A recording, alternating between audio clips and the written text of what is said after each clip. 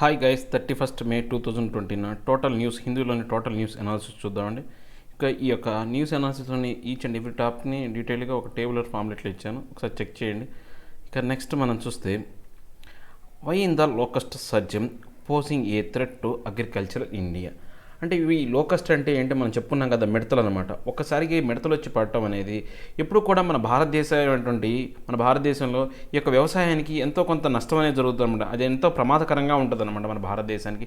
ఎందుకనేది ఒకసారి చూద్దాం. అంటే ఈ లోకస్ట్ అనేవి ఎలా పుడతాయి, ఈ యొక్క క్లైమేట్ లింక్ ఏంటి అవన్నీ చూద్దాం. Climate link to the desert locust infestation. అంటే ఈ యొక్క క్లైమేట్ అనేది మన యొక్క వాతావరణం అనేది ఈ యొక్క డెజర్ట్ సంబంధించినటువంటి ఎడారికి సంబంధించినటువంటి మిడతల యొక్క ఇన్ఫెక్టేషన్ అంటే ఏంటంటే ఏదైనా ఒక చర్మం మీద కానీ ఒక క్రిమి వల్ల మనకి ఏదైనా ఇబ్బంది ఏర్పడింది అనుకోండి, దాన్ని ఇన్ఫెస్టేషన్ అంటారు అనమాట. మన చర్మం అనేది దెబ్బతిన్నది అనుకో, ఒక కీటకం కానీ క్రిమి కానీ మనల్ని కుట్టి ఆ ఏరియా దెబ్బతిన్నది అనుకోండి, దాన్ని ఏమంటారంటే ఇన్ఫెస్టేషన్ అంటారు. సో ఈ యొక్క మిడతల వల్ల ఏమవుతుందంటే ఆ చెట్ల యొక్క బెరళ్ళు కానీ ఆ చెట్ల యొక్క మొదలు అవన్నీ కూడా ఆకులన్నీ కూడా తినబడుతున్నాయి. అంటే ఈ చెట్లకు చర్మం లాంటిది ఏంటంటే ఆకులు ఆ యొక్క కాండం అయ్యింది అనమాట. ఆ చర్మం అంతా కూడా పూర్తిగా దెబ్బతింటుంది కాబట్టి దీన్ని ఇన్ఫెస్టేషన్, లోకస్ట్ ఇన్ఫెస్టేషన్ అని అంటారన్నమాట. Role played by positive Indian Ocean dipole. అంటే ఈ యొక్క ఎందుకు ఇవి ఏర్పడుతున్నాయి అంటే మన భారతదేశానికి అంటుకొని ఉన్నటువంటి ఇండియన్ ఓషన్ అనమాట. అంటే ఈ హిందూ మహాసముద్రం నుంచి డైపోల్ అనమాట. డైపోల్ అంటే ఏంటంటే డై అంటే రెండు, పోల్ అంటే ధృవాలు, రెండు ధృవాల నుంచి వచ్చి ఈ యొక్క గాలుల వల్ల ఏర్పడే ఈ యొక్క విధానం వల్ల ఈ యొక్క లోకస్ట్ అనేవి పుడతాయి అనమాట. Indian Ocean dipole. అసలు ఇండియన్ ఓషన్ డైపోల్ అంటే ఏం చూద్దాం. Difference in sea surface temperature SST between the tropical western India occur ocean area and the tropical southern eastern India ocean area involves oscillation of SST between positive and negative phases. అంటే ఇప్పుడు మన భారతదేశంలో ఈ యొక్క southern east అనమాట, ఇది southern east అంటాం. అంటే ఇది సౌత్ సైడ్లో ఉన్నటువంటి ఈస్టర్న్ సైడ్ అనమాట. ఇదేమో ఈ యొక్క హిందూ మహాసముద్రానికి దీన్ని ఏమంటారంటే ఈ యొక్క వెస్టర్న్ సైడ్ అనమాట. ఈ రెండింటి మధ్య ఈ యొక్క సీ సర్ఫేస్ టెంపరేచర్ అనేది డిఫరెన్స్ ఉండటం వల్ల పాజిటివ్గాను ఈ యొక్క పాజిటివ్ ఇండియన్ ఓషన్ డైపోల్ అనేది, నెగిటివ్ ఇండియన్ ఓషన్ డైపోల్ అనేవి రెండు రకాలైనవి ఏర్పడతాయి అనమాట. పాజిటివ్ ఐఓడి వల్ల కారణం ఏంటంటే ఈ యొక్క వెస్టర్న్ పోల్లో is warmer and eastern pole is cooler. అంటే ఈ యొక్క ఈ ఏరియా అంతా కూడా బాగా వామ్గా ఉంటుంది అనమాట, ఈ ఏరియా ఏమో కూల్గా ఉంటుంది అనమాట. సో ఈ డిఫరెన్స్ వల్ల ఏమవుతుంది అంటే ఇలాంటి విధానం వల్ల leads to drought in Indonesia region but it brings heavy rains India and east Africa. So దీనివల్ల ఏమవుతుంది అంటే ఈ యొక్క ఇండోనేషియా అంటే ఈ యొక్క భారతదేశానికి ఈ యొక్క ఇండోనేషియా దీవులు ఏవైతే ఉన్నాయో ఈ ఇండోనేషియా దీవులకి పూర్తిగా ఏమవుతుందంటే పూర్తిగా అక్కడ కరువు కాటకాలన్నీ ఏర్పడతాయి అనమాట. కానీ మన భారతదేశంలోనూ తర్వాత ఈ యొక్క ఈస్టర్న్ ఆఫ్రికా, ఈ యొక్క ఆఫ్రికాకు సంబంధించినటువంటి ఈస్ట్ ఏరియాలోనూ బాగా వర్షపాతం పడే అవకాశం ఉంటుందన్నమాట ఈ యొక్క పాజిటివ్ ఐఓడి వల్ల. Favourable condition for breeding of desert locust. So ఇలా ఎప్పుడైతే వానలు పడతాయో ఇలాంటి విధానం వానలు పడే అవకాశం అంటే ఈ యొక్క క్లైమేట్ అనేది ఈ యొక్క లోకస్ట్ పెరగడానికి పాజిటివ్గా ఉంటుందన్నమాట. ఇవి బాగా ఎదుగడానికి అవకాశం కలిగించే ఈ యొక్క వాతావరణం అనమాట. The presence of the moist sandy soil to depth of 10 to 15 centimetres below the surface. అంటే ఇప్పుడు ఏమవుతుంది ఈ యొక్క వానలు పడటం వల్ల ఈ సాయిల్ మీద 10 to 15 సెంటీమీటర్స్ సర్ఫేస్ వరకు ఈ యొక్క నీటి చర్మ అనేది ఉంటుందన్నమాట ఈ సాయిల్లో. Moist soil allows the eggs to absorb sufficient moisture to complete their development. So ఎప్పుడైతే ఈ సాయిల్ మాయిశ్చర్లో ఈ యొక్క తేమ ఉండటం వల్ల దాంట్లో ఉన్న ఆ సాయిల్లో ఉన్న ఎగ్స్ ఏమవుతాయి అంటే సరైనటువంటి ఆ వాటర్ని తీసుకొని ఆ మాయిశ్చర్ని తీసుకొని అవి డెవలప్ అవుతాయి అనమాట. ఆ ఎగ్స్ అనేవి డెవలప్ అవుతాయి. సమ్ బేర్ ఏరియాస్ ఫర్ ఈ ఎగ్ లేయింగ్స్. అంటే కొన్ని ప్రదేశాల్లో ఇవి ఎగ్స్ అనేవి పెడతాయి అనమాట. Presence of green vegetation is required for hopper development. ఎప్పుడైతే ఈ హోపర్ డెవలప్మెంట్ అవ్వాలి అంటే ఈ గ్రాస్ హోపర్ డెవలప్మెంట్ అవ్వాలి అంటే దానికి ఏంటి గ్రీన్ వెజిటేషన్ అనేది అవసరం అనమాట. Off and favourable conditions may exist in desert areas. So ఒక్కొక్క సమయంలో ఏంటంటే ఈ వాన వల్ల ఆ యొక్క హోపర్కి సరిపోయేటువంటి యొక్క గ్రీనరీ అనేది ఏర్పడుతుంది అనమాట ఈ డిజర్ట్ ఏరియాలో అప్పుడప్పుడు. If an outbreak is not controlled then it can evolve into a upsurge if a widespread or usually heavy rainfall occurs in adjacent areas. అంటే ఎప్పుడైతే ఈ యొక్క అవుట్బ్రేక్ అనేది ఈ యొక్క లోకస్ట్ యొక్క అవుట్బ్రేక్ని మనం కంట్రోల్ చేయలేదనుకోండి, అవి ఒక్కసారిగా అప్సర్జ్ అనమాట, ఒక్కసారిగా పెరిగిపోతాయి అనమాట. సో ఈ స్ప్రెడ్ అంటే ఈ యొక్క వైడ్ స్ప్రెడ్ అనేది యూజువల్గా హెవీ రెయిన్ఫాల్ వల్ల అక్కర్ అవుతుంది అనమాట. ఆ పక్క ప్రదేశాల్లో బాగా ఎక్కువగా వాన పడితే ఇలాంటి పరిస్థితులు అనేవి ఏర్పడతాయి అనమాట. క్లైమేట్ లింక్ 2019 2019లో ఏం జరిగిందో చూద్దాం.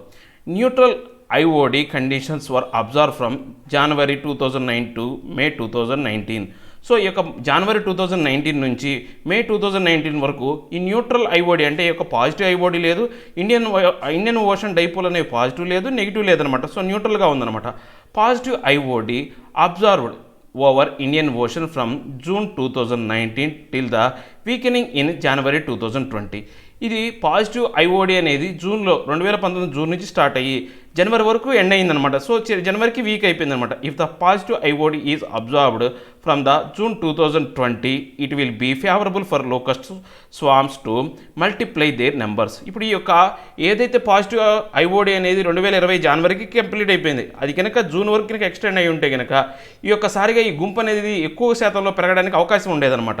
Favourable winds help the locust swarms to fly and breed in their traditional group in Iran, Afghanistan, Pakistan and India. అంటే బాగా ఏంటంటే ఎక్కువ దూరం ప్రయాణం చేయలేవు, ఎగరలేవు. వీటికి ఎగరటానికి అవకాశం ఏంటంటే మంచిగా ఈ యొక్క వర్షాకాలం వచ్చే ఈ గాలులు ఏవైతే ఉన్నాయో వాటిని తోసుకొస్తాయి అన్నమాట. సో అలాంటి విధానం వల్ల అవి ట్రెడిషనల్గా ఏంటంటే ఇరాను, ఆఫ్ఘనిస్తాన్, పాకిస్తాన్ మరియు ఇండియా లాంటి దేశాల మీద అవి దాడి చేస్తాయి అన్నమాట.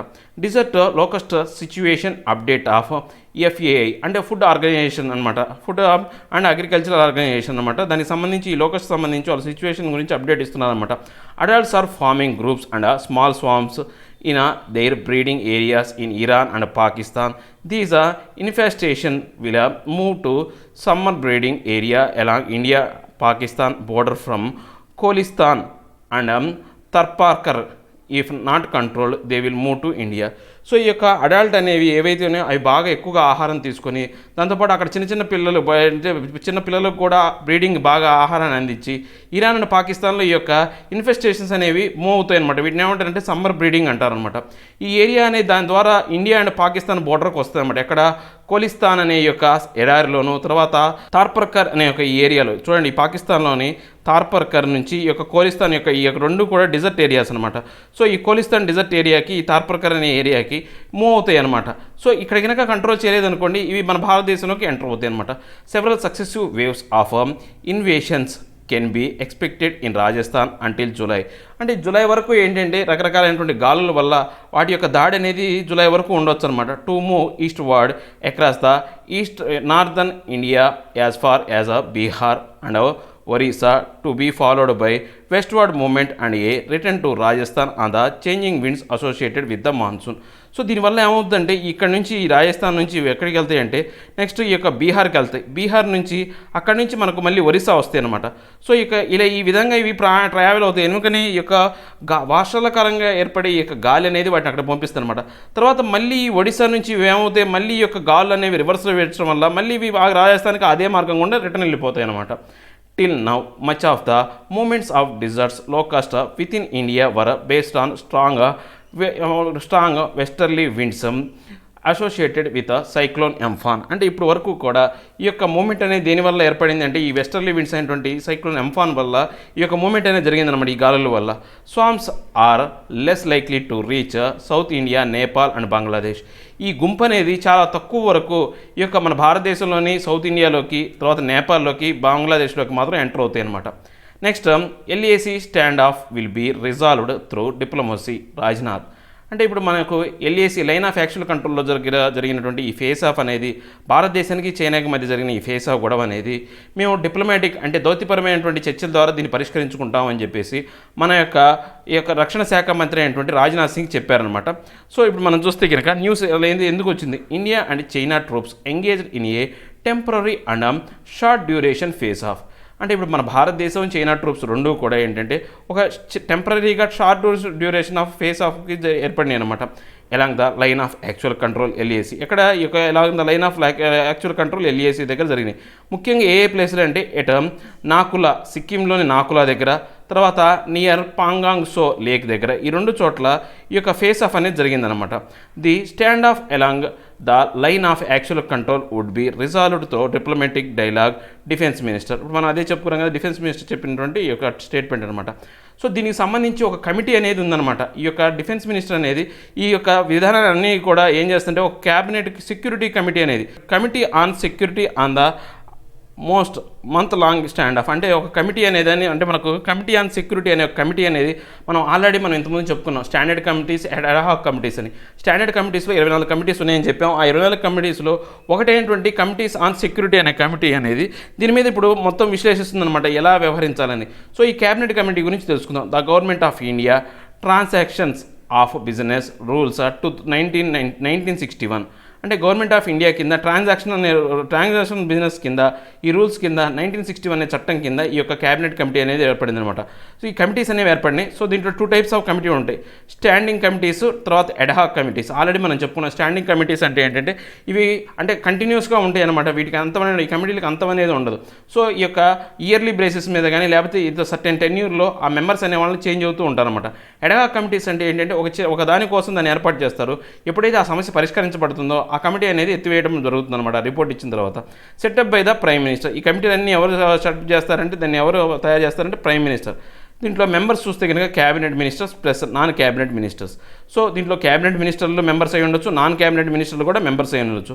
Mostly headed by the prime minister, sometimes home minister or the finance minister and also act as their chairman. ఒక్కోసారి ఏంటంటే మోస్ట్లీ అంటే ఈ కమిటీలన్నింటి కూడా ప్రైమ్ మినిస్టర్ హెడ్గా ఉంటాడు, లేదా ఒక్కోసారి ఏంటంటే హోమ్ మినిస్టర్ కానీ ఫైనాన్స్ మినిస్టర్ కానీ లేదా వాళ్ళే కొంతమంది చైర్మన్గా ఉండే అవకాశం ఉంటుంది అనమాట. ఎవరైతే ఉన్నారో వాళ్ళే ఆ చైర్మనే ఆ హెడ్గా ఉండొచ్చు, ఆ committee chairman. So functions of the cabinet committee. ఈ యొక్క క్యాబినెట్ కమిటీకి సంబంధించినటువంటి ఈ ఫంక్షన్స్ ఏంటో చూద్దాం. And organization device to reduce the work load of the cabinet. ఇది ఒక ఆర్గనైజేషన్ డివైస్ అనమాట. ఈ యొక్క క్యాబినెట్ మీద ఉన్న ఈ యొక్క పని భారాన్ని, పని ఒత్తిడిని తగ్గించడానికి ఏర్పడినటువంటి ఈ యొక్క క్యాబినెట్ అనమాట. Formulate proposal for the consideration of the cabinet and take decision. So వీళ్ళు ఏం చేస్తారు, ఈ యొక్క ప్రపోజల్స్ కొన్ని ఇస్తారు, దానికి సంబంధించి ఈ క్యాబినెట్ అనేది డెసిషన్ తీసుకునేడానికి కన్సిడరేషన్కి పంపిస్తారనమాట. Facilitate in depth examination of policy and effective coordination. So ఈ యొక్క పాలసీకి సంబంధించి దాంట్లో ఎగ్జామినేషన్ చేస్తారనమాట, ఎంతవరకు ఇది కరెక్టో కాదో, దాంట్లో ఎంతవరకు నిజ నిర్ధారణ ఉంది, దీనివల్ల ఏమైనా నష్టాలు వస్తాయి కష్టాలు వస్తాయి అనే అన్ని అంశాలని వీళ్ళు ఎఫెక్టివ్గా కోఆర్డినేట్ చేస్తారనమాట. 8 క్యాబినెట్ కమిటీస్ అనేవి ఉన్నాయన్నమాట ముఖ్యంగా మనం చెప్పుకునేవి. So Appointments Committee of the Cabinet Committee on Accommodation, Cabinet Committee on Economic Affairs, Cabinet Committee on Parliamentary Affairs, Cabinet Committee on Political Affairs, Cabinet Committee on Security, Cabinet Committee on Investment and Growth, Cabinet Committee on employment and skill development. ఇవన్నీ కూడా ఈ cabinet committees అనమాట. So cabinet committee on security ఇప్పుడు మనం చెప్పుకునే committee ఇదే. So దీనికి సంబంధించి మనం చూద్దాం functions. Decision making of internal and external security. అంటే అంతర్గతంగా లేకపోతే బాహ్యంగా దేశ యొక్క రక్షణ గురించి ఇది డిస్కస్ చేస్తారనమాట. Deals with all defence related issues. అంటే ఈ యొక్క రక్షణ సంబంధించినటువంటి ఈ ఆయుధాలు కొనుగోలు కావచ్చు, లేకపోతే ఆయుధాలతో ఈ యొక్క డిఫెన్స్ చర్చలు కావచ్చు, ఇతర దేశాలతో ఈ యొక్క డిప్లొమాటిక్ రిలేషన్స్ కావచ్చు, ఇవన్నీ కూడా వీటి అంశాలన్నింటినీ పరిగణిస్తూ ఉంటుంది అనమాట. Issues related to law and order. అంటే ఈ యొక్క చట్టానికి సంబంధించినటువంటి లా అండ్ ఆర్డర్కు సంబంధించింది కూడా అది కూడా సెక్యూరిటీ కిందగా వస్తుంది కాబట్టి దాన్ని కూడా చూస్తూ ఉంటుంది అనమాట. Matters concerning foreign affairs on security related issues. తర్వాత ఈ యొక్క ఫారెన్ అఫైర్స్లో ఏదైనటువంటి ఈ యొక్క సెక్యూరిటీ రిలేటెడ్ ఇష్యూస్ ఏవైనా ఉంటే దానికి సంబంధించి కూడా వీళ్ళు అంటే ఈ క్యాబినెట్ అనేది చర్చలు జరుపుతుంది అనమాట. Economic and political issues impinging on national security. ఆర్థికపరమైనటువంటి లేకపోతే రాజకీయపరమైనటువంటి అంశాలు ఏవైతే మన భారతదేశాన్ని ఇబ్బంది పెడుతున్నాయో, లేకపోతే వాటి వల్ల ఏదైనా ప్రమాదం ఏర్పడేటువంటి అంశాలు ఏవైతే ఉంటాయో అవి కూడా ఈ యొక్క నేషనల్ సెక్యూరిటీ బేసిస్ మీద ఈ యొక్క క్యాబినెట్ కమిటీ ఆన్ సెక్యూరిటీ చూస్తారన్నమాట. Reviews the manpower requirement relating to national security. దీంతోపాటు ఏంటంటే మనకు ఎంతమంది సైన్యం కావాలా, దీనికి సంబంధించిన మ్యాన్ పవర్ అన్నీ కూడా ఈ యొక్క రిక్వైర్మెంట్స్ అనే దాన్ని కూడా చూస్తూ ఉంటుంది అనమాట. All matters relating to atomic energy. ఈ అటామిక్ ఎనర్జీ కూడా మన సెక్యూరిటీ ఇష్యూస్ సంబంధించింది కాబట్టి దానికి సంబంధించిన అన్ని అంశాలు కూడా ఈ కమిటీగా చూస్తారన్నమాట. కాంపోజిషన్. ఈ యొక్క ఎలా కాంపోజిషన్ ఉంటుంది, the prime minister, the defence minister, the home minister, the finance minister, the minister of external affairs. ఇప్పుడు ఏవైతే మనం అంశాలు చెప్పామో ఈ అంశాలన్నిటికీ సంబంధించిన ఈ యొక్క మినిస్టర్స్ అందరూ ఉన్నారనమాట. The prime minister can from time to time specify the ministers to be include in cabinet committees. So ఇక్కడ ప్రైమ్ మినిస్టర్ ఏం చేస్తుంటాడంటే టైం టు టైం దాంట్లో ఆ కమిటీస్లో ఈ యొక్క మినిస్టర్స్ని ఇంక్లూడ్ చేస్తూ ఉంటాడనమాట. Mention in the government of India transaction of business rules 1961. ఇది దేంట్లో మెన్షన్ అయ్యిందంటే గవర్నమెంట్ ఆఫ్ ఇండియా ఏదైతే ట్రాన్సాక్షన్ ఆఫ్ బిజినెస్ రూల్స్ 1961 కింద ఈ యొక్క సెక్షన్లో ఉందన్నమాట. సో నెక్స్ట్ మనం కనుక చూస్తే ఈ యొక్క ప్రాక్టీస్ క్వశ్చన్ చూద్దాం మళ్ళీ మనం. Next Merkel not to attend G7 meet in US. అంటే ఇప్పుడు ఈ మార్కెల్ అనే ఆమె G7 మీట్కి అటెండ్ అవ్వలేదంట. సో దానికి పెద్ద ఇంపార్టెంట్ ఏం కాదు, మనకి G7 గ్రూప్ గురించి క్వశ్చన్ వచ్చే అవకాశం ఉందన్నమాట. G7 అంటే మొత్తం గ్రూప్ ఆఫ్ 7 కంట్రీస్ అనమాట. ఈ గ్రూప్ ఆఫ్ 7 కంట్రీస్లో మనకి ఏ ఉన్నాయంటే కెనడా ఒకటి ఉంది, తర్వాత ఫ్రాన్స్ ఉంది, జర్మనీ ఉంది, తర్వాత ఇటలీ ఉంది, జపాన్ ఉంది, యునైటెడ్ కింగ్డమ్ ఉంది, యునైటెడ్ స్టేట్స్. ఈ 7 దేశాలకు కలిపి వీటిని ఏమంటారంటే G7 అంటారనమాట. The EU is a non enumerated member. ఈ యొక్క యూరోపియన్ యూనియన్ అనేది దాంట్లో కలవనటువంటి ఒక మెంబర్ అనమాట. యూరోపియన్ యూనియన్ అనే దేశాలన్నీ కూడా ఇవి కూడా G7 కమిటీస్ అనమాట. సో మనకు G7లో ఉన్న దేశాలు లిస్ట్ అడగచ్చు ఒక్కోసారి. సో మనకు గుర్తు ఏంటంటే మనకు ముఖ్యంగా 4 ఉన్నాయన్నమాట. యూరోపియన్ యూనియన్ సంబంధించినటువంటి 4 దేశాలు ఉన్నాయి. ఫ్రాన్స్, జర్మనీ, ఇటలీ, తర్వాత ఈ యొక్క యునైటెడ్ కింగ్డమ్. ఈ 4 కూడా ఈ యొక్క యూరోపియన్ యూనియన్కి సంబంధించినవి. నెక్స్ట్ కెనడా ఒకటి, తర్వాత జపాన్ ఒకటి, యునైటెడ్ కింగ్డమ్. ఈ 3 మాత్రం బయట అనమాట. సో ఆ యూరోపియన్ యూనియన్ కంట్రీస్ కాకుండా పక్క దేశాలన్నమాట. సో మనం ఇంకా నెక్స్ట్ టాపిక్ చూస్తే PM cares are not within the ambit of RTI act PMO. అంటే ఇప్పుడు ఈ PM కేర్స్ అనేది ఏదైతే ఉందో దాన్ని RTI యాక్ట్ కింద దానికి సంబంధించిన లెక్కలు అడగకూడదు అని చెప్పేసి ఒక చట్టం అనేది ఉందన్నమాట. ఈ యొక్క PM కేర్స్ అనేది ఇంటర్నేషనల్గా మనం ఫండింగ్స్ అనేవి అసలు న్యూస్లోకి ఎలా ఉందో చూద్దాం. News information refused by the PMO for RTI application on PM cares prime ministers citizen assistance and relief in emergency situation fund. అంటే ఏదైతే మనకు ఎమర్జెన్సీ సిచ్యువేషన్లో వచ్చే యొక్క ఫండింగ్ సంబంధించిన అంశాలు ఏవైతే ఉన్నాయో వాటికి సంబంధించి ఏవి కూడా బయటకు లెక్కలు చెప్పరనమాట. Ex officio chairman prime minister, ex officio trustee minister of defence, minister of home affairs and minister of finance government of India. So దీనికి సంబంధించి ఎక్స్ అఫీషియో చైర్మన్ అయితే ప్రైమ్ మినిస్టర్, తర్వాత ఈ యొక్క ఎక్స్ అఫీషియో ట్రస్టీ నమ్మదగిన వ్యక్తి ఎవరంటే defence minister, home affairs minister, తర్వాత minister of finance and government of India. The chairman of the board of trustees, prime minister of PM cares fund has the power to nominate 3 trustees to the board who shall be eminent persons in the field of research, health, science, social work, law, public administration and philanthropy. అంటే ఈ యొక్క PM cares కింద ఈ యొక్క 3 ట్రస్టీలని PM అధికారికంగా ఆయన నియమించవచ్చు అనమాట. వాళ్ళందరూ కూడా ఏవైతే ఒక పర్సన్ ఎమినెంట్ పర్సన్స్ అనమాట, గొప్ప వ్యక్తులండి. ఎమినెంట్ అంటే గొప్ప. దేనికి సంబంధించి రీసెర్చ్కి సంబంధించి, హెల్త్కి సంబంధించి, సైన్స్, సోషల్ వర్క్, వీటన్నిటికి సంబంధించి వాళ్ళు ఏదో ఒక దాంట్లో వాళ్ళు గొప్ప వాళ్ళు అయి ఉండాలన్నమాట. Next receives both domestic and foreign donations. అంటే భారతదేశం నుంచి వచ్చే కాకుండా భారతదేశం నుంచి వెలుపల నుంచి వచ్చే ఈ యొక్క డబ్బులను కూడా వీళ్ళు ఫారెన్ డొనేషన్స్ కూడా తీసుకుంటారనమాట. సో మనం నెక్స్ట్ చూసుకుంటే RTI యాక్ట్ 2005 కింద చూసుకుంటే section 2 of H of the RTI act 2005 కింద ఈ యొక్క అథారిటీ అనేది ఉంటుందన్నమాట. అంటే మన పబ్లిక్ అథారిటీని కూడా మనం క్వశ్చన్ చేయొచ్చు. వాళ్ళ యొక్క RTI చట్టం ప్రకారం వాళ్ళ యొక్క డీటెయిల్స్ అనేవి తెలుసుకోవచ్చు. కానీ ఆ యొక్క RTI చట్టం నుంచి దీన్ని ఉపసంహరింపజేశారనమాట.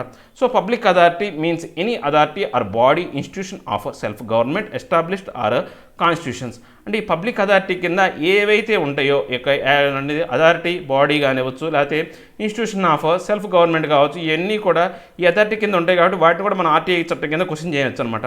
By aura under constitution. అంటే పార్లమెంట్ అదే కాన్స్టిట్యూషన్ చేత లేదా కాన్స్టిట్యూషన్ పరిధిలో ఉన్నాయి ఏవైతే ఉన్నాయో అవి కూడా దీని యొక్క పరిధిలోకి వస్తాయి. By any other law made by parliament. ఏదైనా చట్టం పార్లమెంట్ చేత చేయబడింది ఏదైనా కానీ ఈ యొక్క RTI యాక్ట్ చట్టం కిందకి వస్తాయి అనమాట. By any other law made by state legislation. అంటే రాష్ట్రాలకు సంబంధించిన చట్టసభలు ఏవైనా చేసినా కానీ అవి కూడా ఈ యొక్క RTI చట్టం కిందకి వస్తాయి. By notification issued or order made by the appropriate government. So government ఏదైతే ఉందో ఆ గవర్నమెంట్ అనేది తగినంత ఏదైనా గవర్నమెంట్ ఒక ఇష్యూ కానీ ఏదైనా ఇచ్చిందనుకోండి, నోటిఫికేషన్ ఇచ్చిందనుకోండి, దాన్ని కూడా RTI చట్టం కింద తీసుకురావచ్చు అనమాట. And includes any body owned control or substantially financed. So ఈ యొక్క బాడీ ఏదైనా కానీ సొంత బాడీ కావచ్చు, లేకపోతే control or substantial by financed, వేరే కంపెనీ చేత ఏదైనా పెట్టుబడులు పెట్టి ఏ బాడీ అయినా కానీ ప్రైవేట్ రంగ సంస్థలైనా కానీ మనం చేయొచ్చు అనమాట. Non government organization subsequently financed. అంటే గవర్నమెంట్ సంస్థలే కాకుండా ప్రైవేట్ సంస్థలు కూడా నాన్ గవర్నమెంటల్ ఆర్గనైజేషన్స్ కూడా వీళ్ళు ఈ యొక్క ఫైనాన్స్ దాని కింద ఉన్న అంశాలన్నింటినీ కూడా వీళ్ళు లెక్కలు అడగవచ్చు అనమాట. Directly or indirectly by funds provided by the appropriate government. ఏదైతే ప్రభుత్వం అంటే ప్రత్యక్షంగా లేదా పరోక్షంగా ఇచ్చే డబ్బులన్నింటికి సంబంధించి ప్రభుత్వం ఏదైతే వస్తుందో వాటిని కూడా ఈ యొక్క RTI చట్టంలోకి తీసుకురావచ్చు అనమాట. Next track COVID-19 exposure ICMR tells states. అంటే ఈ యొక్క కోవిడ్-19 సంబంధించినటువంటి కొత్త టెస్టింగ్ విధానం అనేది తీసుకురావాలని చెప్పేసి ఐసీఎంఆర్ చెప్పిందనమాట. ఇప్పుడు మనం ఇక యాంటీబాడీ టెస్ట్ అనేది మనం చేస్తున్నాం అనమాట. దానిలాగానే ఇప్పుడు కొత్త టెస్ట్ అనేది తీసుకొచ్చింది news. ICMR advised the state to conduct sero surveys to measure the corona virus exposure in the population using the IgG ELISA test. అంటే ఇప్పుడు కరోనా వైరస్ సంబంధించి ఐసీఎంఆర్ ఏం చెప్పిందంటే ఈ యొక్క రాష్ట్ర ప్రభుత్వాలకి ఐజీజీ ఎలిసా టెస్ట్ అనేది దాని ద్వారా మీరు ఎఫెక్టివ్గా కనుక్కోవచ్చు, సింపుల్గా కనుక్కోవచ్చు అనే ఒక విధానాన్ని చెప్పిందనమాట. Pune based national institute of virology has developed an immunological assay. అంటే ఈ యొక్క పూణేకి సంబంధించినటువంటి ఈ యొక్క నేషనల్ ఇన్స్టిట్యూట్ ఆఫ్ వైరాలజీ అంటే వైరాలజీకి సంబంధించినటువంటి ఈ యొక్క ఏదైతే ఇన్స్టిట్యూషన్ ఉందో వాళ్ళు కొత్త విధానాన్ని తీసుకొచ్చారనమాట. ఇమ్యునాలజికల్ ఎస్ఏ అంటే ఈ యొక్క ఇమ్యునాలజికల్ ఎస్ఏ అంటే ఇమ్యునాలజికల్ సంబంధించిన బాడీకి సంబంధించిన ఇమ్యునాలజికల్ అన్ని ఒక గుంపుగా తయారు చేసి వాటిని పెడతారనమాట. ఎంజైమ్డ్ లింక్డ్ ఇమ్యునోసోర్బెంట్ ఎస్ఏ అంటే ఎంజైమ్ లింక్డ్ ఇమ్యునోసోర్బెంట్ ఎస్ఏ అంటే ఎలిసా అనమాట. దాని యొక్క ఫుల్ ఫామ్, ఎలిసా యొక్క ఫుల్ ఫామ్ అది. ELISA based antibody test. ఈ యొక్క ఎలిసా బేస్డ్ యాంటీబాడీ టెస్ట్లో కనుక చూసుకుంటే a laboratory technique used for the detection of antibodies that are produced by the body to fight against antigens or foreign substances. అంటే ఇప్పుడు మన ఈ ల్యాబొరేటరీలో వీళ్ళు ఏం కనుక్కుంటారంటే మన రక్తంలో ఏవైనా యాంటీబాడీస్ ఉన్నాయేమో వాటిని కనుక్కుంటారనమాట. అంటే ఈ యాంటీబాడీస్ అనేవి ఎందుకు ఏర్పడతాయి అంటే మన బాడీలోకి ఏదైనా యాంటీజెన్ కానీ లేదా ఫారెన్ బాడీ అంటే ఫారెన్ బాడీ అంటే మన బాడీకి సంబంధించింది కాకుండా వేరే క్రిమి ఏదైనా మన శరీరంలోకి ప్రవేశించినప్పుడు అప్పుడు వీళ్ళు ఏం చేస్తారు, అప్పుడు మన బాడీ ఏం చేస్తుందంటే యాంటీబాడీస్ అనే వాటిని తయారు చేస్తుందన్నమాట. ఆ యాంటీబాడీస్ కనుక తయారైనాయి అనుకోండి, సో వాళ్ళకు కరోనా ఉన్నట్టే డిసైడ్ చేస్తారనమాట. హై సెన్సిటివిటీ అండ్ స్పెసిఫిసిటీ, దీనికి బాగా సెన్సిటివిటీ ఎక్కువ అనమాట. ఇలాంటి విధానంలో ఒక హై సెన్సిటివిటీ అండ్ స్పెసిఫిసిటీ ఎక్కువ అనమాట. ఏ బ్లడ్ బేస్డ్ టెస్ట్, ఇదేంటి అంటే ఈ యొక్క రక్తం ఆధారితంగా రక్తంతో చేసే ఒక టెస్ట్ అనమాట. అంటే రక్తాన్ని ఉపయోగించి చేసే టెస్ట్ అనమాట. How ELISA work, blood samples collected then placed inside the small walls of an ELISA plate coated with the antigen or other inactivated form of the virus. So ఇప్పుడు ఈయన ఏం చేస్తారంటే ఈ యొక్క ప్లేట్ అనేది ఒకటి ఉంటుంది. ఆ ప్లేట్ యొక్క గోడల మీద ఎలిసా ప్లేట్ అనేది ఒకటి ఉంటుంది అనమాట. ఆ గోడల మీద ఏం చేస్తారంటే బ్లడ్ శాంపిల్స్ కలెక్ట్ చేసిన వాటిని ఆ గోడల మీద పెడతారనమాట. ఆ ప్లేట్ అంతా కూడా యాంటీజెన్స్ కానీ లేకపోతే ఈ యొక్క వైరస్ ఇన్యాక్టివేటెడ్ ఫామ్ ఉన్న ఆ యొక్క లిక్విడ్ ఏదైతే ఉందో అదంతా కూడా ఆ యొక్క ప్లేట్ మీద రాసి ఉంచుతారనమాట. దాని మీద బ్లడ్ వేయంగానే if the blood contains antibodies it binds to the antigen producer a colour change. So ఎప్పుడైతే ఆ బాడీలో ఆ బ్లడ్లో యాంటీబాడీస్ ఉంటాయో ఆటోమేటిక్గా దాని యొక్క రంగు అనేది మారిపోద్ది అనమాట. Can be done manually, semi automatic and automatic way. దీన్ని మనం మాన్యువల్గా చేయొచ్చు, సెమీ ఆటోమేటిక్గా చేయొచ్చు, ఆటోమేటిక్గా చేయొచ్చు అనమాట. So COVID Kavach ELISA. ఇక కోవిడ్ కరాచ్ ఎలిసా అంటే ఎలిసాకు సంబంధించి ఇంకా ఏమేమి ఉన్నాయో చూద్దాం. It is an IgG ELISA based test. ఇదేంటంటే అంటే ఇది కూడా కోవిడ్కి సంబంధించినటువంటి ఈ కరాచ్ ఎలిసా అనే టెస్ట్ కూడా ఇది కూడా ఈ కోవిడ్కి సంబంధించింది అనమాట. It is an IgG ELISA based test. ఇది ఐజీజీ ఎలిసా బేస్డ్ టెస్ట్ అనమాట. Objective to detect the immunoglobulin G IgG antibody. అంటే ఈ యొక్క శరీరంలో ఇమ్యునోగ్లోబిన్ అనే జీ అనే దాన్ని వీళ్ళు ఫైండ్ అవుట్ చేస్తారన్నమాట. యాంటీబాడీ అనేది immunoglobulin M IgM 4 to 7 days. తర్వాత ఇమ్యునోగ్లోబిన్ జీ అంటే ఐజీజీ 10 to 14 days. ఈ యొక్క బాడీలో ఫామ్ అవడానికి ఇమ్యునోగ్లోబిన్ ఎం కానీ జీ కానీ బాడీలో ఫామ్ అవడానికి 4 to 7 days, 10 to 14 days అనేది పడుతుంది అనమాట. నెక్స్ట్ ఆర్టీపీసీఆర్ టెస్ట్ అనేది మనం ఆల్రెడీ ఇంత ముందే చెప్పుకున్న టెస్ట్ అనమాట. ఈ ఆర్టీపీసీఆర్ టెస్ట్ అనేది ఇదేంటి అంటే ఈ యొక్క ఆర్ఎన్ఏతో చేస్తారనమాట. RTPCR test reverse transcription polymerase chain reaction. అంటే ఈ యొక్క ఆర్టీపీసీఆర్ టెస్ట్ అంటే పూర్తి ఫుల్ ఫామ్ ఏమిటంటే reverse transcription polymerase chain reaction అనమాట. Standard test for confirming the presence of SARS-CoV-2. ఇది స్టాండర్డ్ టెస్ట్ అనమాట. ఈ టెస్ట్లన్నీ కూడా సెకండరీ టెస్ట్లు అయితే దీనికి స్టాండర్డ్ టెస్ట్ అనమాట. ఈ విధంగా టెస్ట్ చేస్తే 100% ఆ వ్యాధి ఉందో లేదో తెలిపోద్ది అనమాట. A lab based test time consuming. అంటే ఇది ల్యాబ్ ఆధారితంగా చేసే టెస్ట్ అనమాట. ఇది చేయాలంటే చాలా టైం పడుతుంది అనమాట. Involves the collection of throat and nasal swabs. అంటే ఇప్పుడు దీంట్లో ఈ యొక్క టెస్ట్ చేయాలి అంటే రక్తంతో చేయరు, దీన్ని రక్తం తీసుకొని చేయరు. నోట్లో నుంచి కానీ లేకపోతే ముక్కులో నుంచి కానీ మనకు ఏవైతే ద్రావకాలు ఉంటాయో, నోట్లో అయితే లాలాజలం, లేకపోతే ముక్కులో నుంచి అయితే మనకు ఈ జలుబు చేసినప్పుడు వచ్చే ఈ యొక్క ఏదైతే మ్యూకస్ ఉంటుందో దాని ద్వారా ఈ యొక్క టెస్ట్ అనేది చేస్తారన్నమాట. Not a blood based test. ఇది రక్తంతో చేసే టెస్ట్ కాదు. నెక్స్ట్ టాపిక్ చూస్తే Trump cuts ties with WHO as COVID-19 grips Latin America. So ఈ యొక్క ఆల్రెడీ మనకు తెలుసు ఈ యొక్క WHO నుంచి ట్రంప్ అనేది విడిపోయాడని దానికి సంబంధించిన ఆర్టికల్ అనమాట. సో మనం ఇక్కడ WHO వరల్డ్ హెల్త్ ఆర్గనైజేషన్ గురించి మనం తెలుసుకుందాం. సో ఇలాంటి అంశాలు వచ్చినప్పుడు మనం ఇలాంటి ఆర్గనైజేషన్ గురించి తెలుసుకుంటే వీటిలో ఏమైనా క్వశ్చన్ వచ్చినా కానీ మనకు యూస్ఫుల్గా ఉంటుంది అనమాట. Coordinating authority on international health with in the United nations system. ఇదేంటి అంటే ప్రపంచవ్యాప్తంగా కోఆర్డినేట్ చేస్తుందన్నమాట. అంటే ఆరోగ్య సమస్యల విధానం గురించి ఇంటర్నేషనల్గా ఇది కోఆర్డినేట్ చేస్తుందన్నమాట. ఇది దేని పరిధిలో ఉంటుందంటే యునైటెడ్ నేషన్స్ సిస్టమ్ పరిధిలో ఉంటుందన్నమాట. Constitution was adopted in 1946 at international health conference. ఈ యొక్క ఏదైతే దీన్ని ఏర్పాటు చేయాలనే కాన్స్టిట్యూషన్ అనేది దీన్ని ఎప్పుడు అడాప్ట్ చేసుకున్నానంటే 1946లో ఇంటర్నేషనల్ హెల్త్ కాన్ఫరెన్స్ రోజున ఏర్పాటు చేశారనమాట. Come in to force 7th April 1948. ఇది ఎప్పుడు అంటే ఈ యొక్క ఫోర్స్లోకి అంటే దీన్ని ప్రాచుర్యంలోకి వచ్చి లేకపోతే ఈ యొక్క పనులు మొదలుపెట్టిందంటే 7th April 1948 నుంచి ఇది ఫోర్స్లోకి వచ్చిందండి, అమల్లోకి వచ్చిందనమాట. April 7th is celebrated as the world health day. So ఇది 7వ తారీఖు ఏప్రిల్ 7th Aprilన ఇది అమల్లోకి వచ్చింది కాబట్టి 7th Aprilని మనం ప్రపంచ ఆరోగ్య దినోత్సవంగా జరుపుకుంటాం అనమాట. Head quartered in Geneva of Switzerland. దీని యొక్క ఏదైతే WHO యొక్క ఆర్గనైజేషన్ యొక్క హెడ్ క్వార్టర్స్ ఎక్కడ ఉందంటే జెనీవా స్విట్జర్లాండ్లో ఉందన్నమాట. స్విట్జర్లాండ్ దేశంలోని జెనీవాలో ఉంది. 2 ఇంపార్టెంట్ గవర్నింగ్ బాడీస్. అంటే దీన్ని పరిపాలించే బాడీస్ ఏవైతే దీన్ని పాలించేవి 2 బాడీస్ అనమాట. World health assembly, executive board. ఈ యొక్క వరల్డ్ హెల్త్ అసెంబ్లీ ఒకటి, ఎగ్జిక్యూటివ్ బోర్డ్. ఇప్పుడు ఈ యొక్క వరల్డ్ హెల్త్ అసెంబ్లీకి చైర్మన్ ఎవరంటే మన ఇండియాకి చెందిన వ్యక్తి. The decision making body of WHO attend by delegations from the all WHO member states. So ఇదేంటంటే డెసిషన్ మేకింగ్ బాడీ, ప్రపంచంలో ఏం జరగాలి అనేది డిసైడ్ చేసేది ఈ వరల్డ్ హెల్త్ అసెంబ్లీ అనమాట. దీంట్లో అందరూ కూడా ప్రపంచంలోని ఈ యొక్క అన్ని దేశాల యొక్క మెంబర్స్ ఎవరైతే ఉన్నారో దాంట్లో ఈ యొక్క సమావేశంలో పాల్గొంటారనమాట. Focus on agenda prepared by the executive board. అంటే ఇదేంటి ఈ యొక్క ఏదైతే వీళ్ళు ఎజెండా ఏంది పాటించాలి అనేది కూడా ఈ యొక్క ఎగ్జిక్యూటివ్ బోర్డ్ అనే దాని మీద వాళ్ళే తయారు చేస్తారన్నమాట. Functions to determine the policies of the organization, appoint the director general, supervise financial policies etcetera. ఈ యొక్క ఫంక్షన్స్ సంబంధించి వాటి పాలసీస్ డిటర్మైన్ చేయడం కానీ ఆర్గనైజేషన్స్ కానీ తర్వాత ఈ యొక్క డైరెక్టర్ జనరల్ అంటే సూపర్వైజ్ ఫైనాన్షియల్ పాలసీస్ ఇవన్నీ కూడా ఈఏ చేస్తారనమాట. Executive body technically qualified team work upon the agenda for world health assembly and the resolution to be considered by the world health assembly.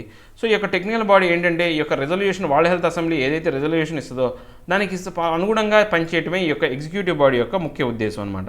ఇక next చూసుకుంటే RS says no to joining virtual meeting of house panels.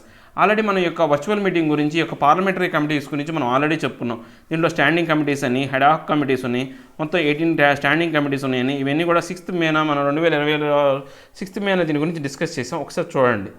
ఇక next వచ్చేసి HC questions SEC's appointment. ఈ యొక్క SEC appointment ఏదైతే ఉందో అంటే chief election commission, state chief election commission ఎవరైతే ఉన్నారో ఈ యొక్క స్టేట్ ఎలక్షన్ కమిషన్ అపాయింట్మెంట్ గురించి ఈ యొక్క HC అనేది క్వశ్చన్ చేసింది అనమాట. దీనికి సంబంధించి ఆల్రెడీ మన బ్యాక్గ్రౌండ్ ఇంతకుముందు జరిగినటువంటి ఈ యొక్క వీడియోస్లో మనకు HC దాని గురించి ఏంటి, ఎలిజిబిలిటీ ఏంటి, ఎలిజిబుల్ క్రైటీరియా ఏంటి, వాళ్ళకు 3 years ఆయన అంటే పదవిలో ఉంటాడు. ఎవరు ఎలిజిబుల్ అవుతారో అంటే ఏదో ఒక స్టేట్కి CS అన్న పనిచేసి ఉండాలా, లేదా ఈ యొక్క హైకోర్టుకి సంబంధించినటువంటి జడ్జి అయినా అయి ఉండాలన్నమాట. సో ఈ యొక్క ఏ చట్టం కింద అంటే రూల్స్ ఆఫ్ 2022 కింద దీన్ని మార్చారనమాట. Amended the section 200 of AP Panchayat Raj Act అనే దాన్ని 1994 దాంట్లో మార్పులు తీసుకొచ్చి ఈ విధానం అనేది తీసుకొచ్చారనమాట. ఇదంతా కూడా ఆల్రెడీ ఇవ్వడం జరిగింది ఓల్డ్ పేపర్స్లో, ఒకసారి చూడండి. Draft ecom policy for comments on DPIIT. అంటే ఈ యొక్క కామర్స్ సంబంధించినటువంటి ఈ యొక్క అంటే ఆన్లైన్ బిజినెస్ ఏదైతే ఉందో దానికి సంబంధించినటువంటి ఒక కొత్త అంశాలను పాలసీ అనేది ఒక దాన్ని తీసుకొస్తాం. ఇంతవరకు మనకు ఎటువంటి పాలసీ లేదు ఈ యొక్క కామర్స్ బిజినెస్ సంబంధించి, మనకు ఎటువంటి పాలసీ లేదనమాట. ఆ పాలసీ అనే దాన్ని ఏర్పాటు చేసి దాని మీద కామెంట్స్ చెప్పమని, మన యొక్క అభిప్రాయాలు చెప్పమని దాని కొన్నాళ్ళు ఏంటంటే మనకు ప్రజలకు వదిలేస్తారనమాట.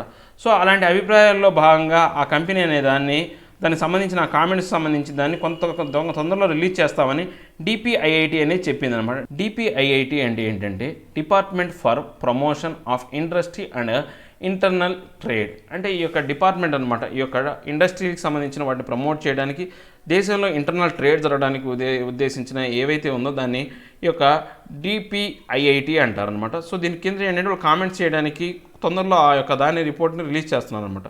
ఇక మనం ప్రాక్టీస్ క్వశ్చన్స్ చూస్తే ఆల్రెడీ మనకు కొన్ని క్వశ్చన్స్ అనేవి మిస్ చేసాం. ఆ క్వశ్చన్స్ అన్ని వరుసగా ఒకసారి మన ఫస్ట్ క్వశ్చన్ నుంచి ఒకసారి చెక్ చేద్దాం. ఫస్ట్ క్వశ్చన్ వచ్చేసి which of the following countries are part of G7? Canada అనేది పార్ట్, G7లోని పార్టీ. నెక్స్ట్ జపాన్ అనేది G7లో పార్టీ, ఫ్రాన్స్ అనేది G7లో పార్టీ, ఇండియా అనేది కాదు, రష్యా కూడా ఈ G7లో పార్ట్ కాదు.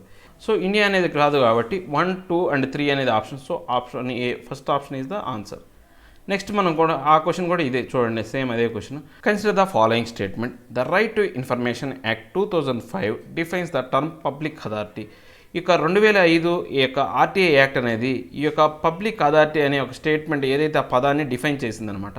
సో దానికి సంబంధించి చూస్తే ఇది ఫస్ట్ ఆప్షన్ అనేది right option. So under the act a non government organization substantially financed directly by funds provided by an appropriate government is not a public authority. So ఇది correct option కాదు.